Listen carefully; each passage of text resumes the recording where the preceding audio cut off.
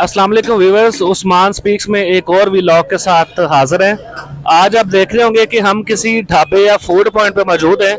इस food point के बारे में आपको बताता चलूं कि शहर कसूर के दिल में वाक़या शहबाज खान रोड के ऊपर मौजूद है।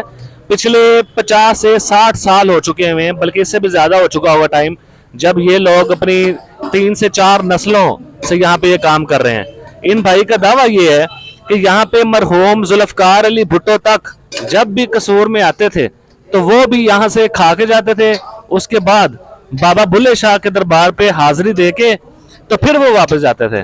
तो चलें ये बाबर भाई से बात करते हैं कि वाकई ये जुल्फकार अली भुट्टो यहाँ पे आते थे। जी बाबर भाई, क्या कहने हैं आपके?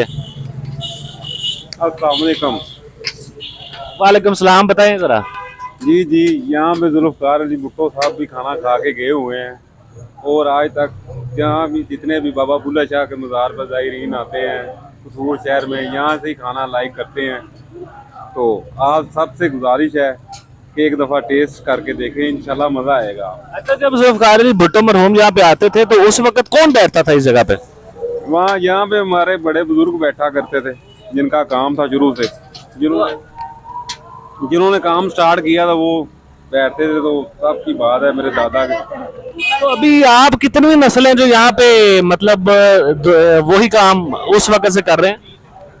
हमारी ये तीसरी नस्ल है माशाल्लाह जो यहाँ पे काम कर रहे हैं।